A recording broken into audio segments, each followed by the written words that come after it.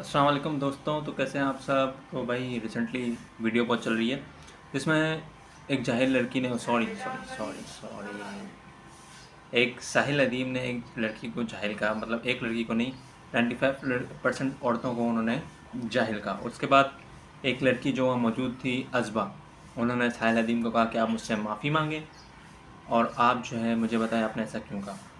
तो बड़ी interesting video है यार, देखने का बड़ा मज़ा आया।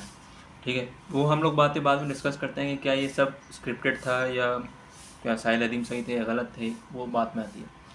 तो भाई अज़बा ने कहा साहिल अदीम को कि भाई आप तो माफ़ी मांगो मुझसे, क्योंकि आपने जो कहा है वो बहुत गलत है। साहिल अदीम ने उसको ये बताया कि मैंने जाहिल क्यों कहा। उन्होंने बहुत प्यार से, जो कि साहिल अदीम का तरीका है, अगर आप साहिल अदीम को फॉलो करते हैं, आप उसकी वीडियोस देखते हैं, तो आपको पता होगा साहिल अदीम हमेशा पूछते हैं कि आपका नाम क्या है। उन्होंने उसका नाम पूछा और नेक्स्ट उसको फिर पूछा कि आपको ताऊद का मतलब पता है? नहीं पता।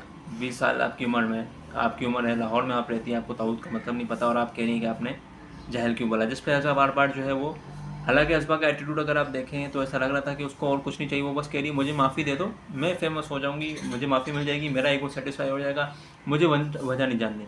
क्योंकि जब उसने साहिल अदीम को कहा कि आप मुझे रेफरेंस दें, साहिल अदीम ने रेफरेंस दिया कुरान से कि कुरान में लिखा हुआ है कि भाई जाहिल को जाहिल कहना या आलिम और जाहिल में फ़र्क है, कह दीजिए ये नबी से। तो तब तो भाई अज़बा ने कहा कि मैं आपसे रेफरेंस मांग रही हूँ, आप जो है मुझे अरबी आयत सुना रहे हैं। अच्छा, अरबी आयत का क्या मतलब है भाई? कुरान की आयत है, आप कह रहे हैं आप मुझे अरबी आयत सुना रहे हैं। कुरान की आयत बता रहा है, आपने रेफरेंस मांगा, आपको रेफरेंस दिया उसने कुरान की आयत से। जब उसने ये बात कही तो खलील रहमान को बहुत गुस्सा आया। उन्होंने कहा क्या मतलब, आपको अरबी आयत से तकलीफ़ है? ये क्या तरीका है गुफ्तगू का, और माइक छीन लिया। जिसके बाद जो है ना ये बात सोशल मीडिया बहुत वायरल हो गई। अब बहुत सी जो लड़कियां फेमिनिस्ट, क्योंकि आपने देखा होगा उसका जो लड़की का पहला वर्ड था वो था मेल डोमिनेटेड सोसाइटी, तो वहीं आपको नज़र आ गया होगा कि वो क्रैप जो कहना चाह रही थी। ठीक है, दूसरी तरफ जो है फिर लोगों ने, काफ़ी लड़कियों ने उसका साथ दिया, कुछ आदमियों ने भी दिया, उन लोग का इसको नहीं बोलना चाहता। 95% लोग औरतें जाहिल हैं। खैर वो जिस तरीके से कह रहे थे, मोस्टली वो इस्लाम के पॉइंट ऑफ व्यू से भी कह रहे थे कि उनको इस्लाम का इल्म नहीं है। अगर आप साहिल अदीम को अगेन फॉलो करते हैं तो आपको पता होगा उनका जो वो क्या टीचिंग देते हैं, उनका कहने का मकसद क्या है और वो किस चीज़ को प्रमोट करते हैं। देखो, एक और चीज़ बीच में बहुत ज़्यादा फैल रही थी, वो थी साहिल अदीम और इमरान खान के बीच में जो मिसअंडरस्टैंडिंग थी। एक वीडियो इमरान रियाज ने जो अपने ट्विटर पर डाल दी थी, उसके बाद जो इमरान खान के फॉलोअर्स हैं वो तो साहिल अदीम के वैसे ही पीछे पड़े हैं, तो उन्होंने इस बात का फ़ायदा उठा के उन्होंने साहिल अदीम को और वो किया। मगर अगर आपने मेरी वीडियो देखिएगा कि साहिल अदीम का इमरान खान का दुश्मन है, उस वीडियो मैंने बताया कि साहिल अदीम ने इमरान खान को काफ़ी बार डिफेंड किया, मगर एक पॉइंट जिस पर उन्होंने इमरान खान को बुरा बोला वो कौन सा था। वो पूरी बात को समझने की ज़रूरत होती है, मगर अगेन हम लोग बहुत ठहरे जज्बाती लोग, ऐसे कैसे इसने बोल दिया और ये वो फुल ना। और क्योंकि इमरान खान के सपोर्टर्स हैं, आपको पता है कि कैसे जज्बाती लोग हैं। वो आपने एक वीडियो देखी होगी, मैं अपने बच्चे का गला काट दूंगा सिर्फ इमरान खान एक बार इशारा करें।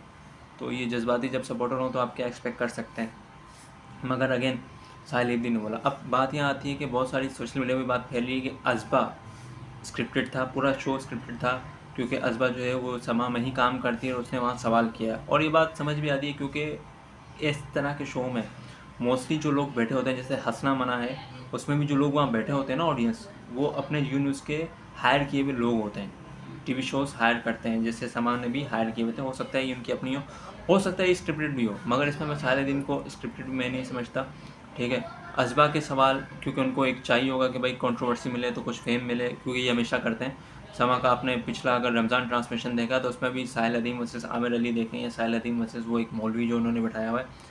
क्योंकि साहिल अदीम जहाँ होगा तो साहिल अदीम तो बोलता है, इनको पता है ये बात, तो इनको पता है कि वहाँ से हमें जो है वो फेम मिल जाएगा। ठीक है, इसी तरह फिर आप वो देख लें, तो ये जो है यहाँ से इनको मिला है सारा सारा जो है ना, यहाँ से ट्रिक इनकी चली है। तो स्क्रिप्टेड हो सकता है, मगर सिर्फ लड़की का पार्ट, साहिल अदीम का पार्ट मुझे स्क्रिप्टेड नहीं लग रहा।